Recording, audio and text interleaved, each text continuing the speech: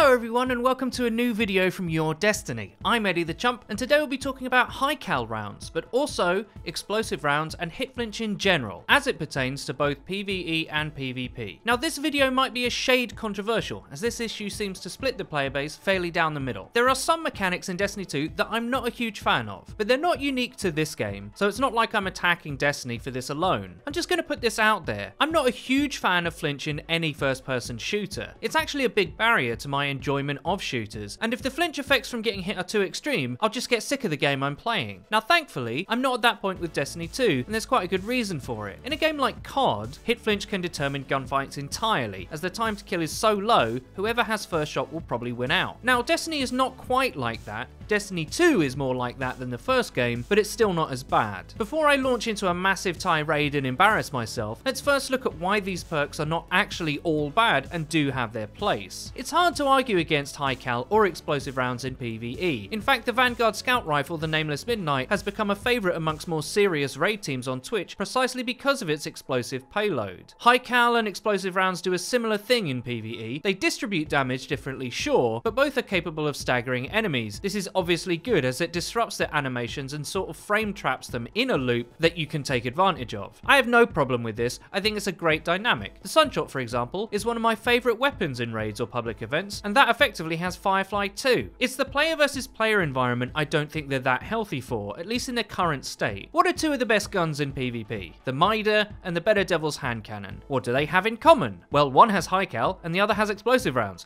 Is that a coincidence? No, it isn't. Now, I feel bad for talking smack about my baby the Mitre, but I am starting to feel that it's a little overbearing. Not because of the weapon itself, it's not suitable in every situation, but there's no weapon that offers a counter perk. If you remember back to Destiny 1, the Red Death had its day because it was an amazing skill weapon at range, allowing a good player to hit all their crits for a very quick kill. The reason it could do that against weapons with high cal is because of one of its major perks, unflinching. It didn't matter if people were hitting you with high cal rounds, this perk answered that, and then it became a straight aim fight. High cal isn't overpowered if there's unflinching in the game. Currently, I haven't found a single weapon with that perk in Destiny 2. Would Trials have played out the way it did if there was, say, a low rate of fire, high crit damage pulse with unflinching? Probably not, or at least there would have been more variety in how people took engagements. Having perks that affect your target's aim in the game with no answer is not the healthiest place for a first-person shooter, in my opinion. The reason for that is these perks drastically change how people play a game. Now,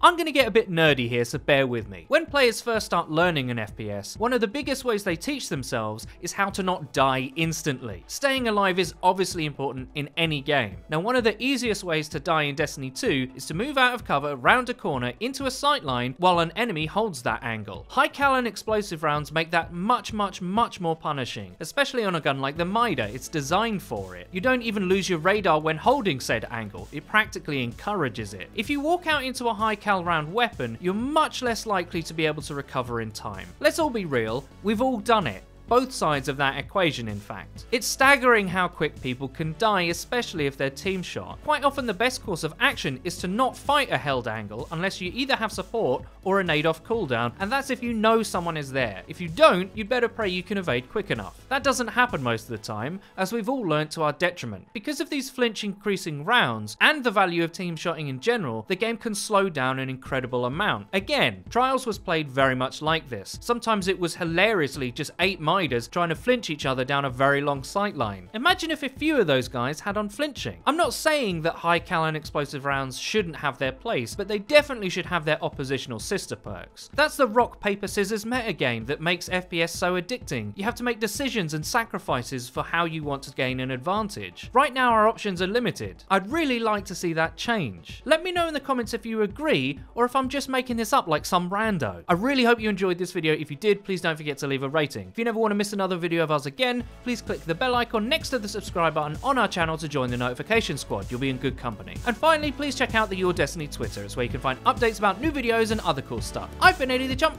and until next time,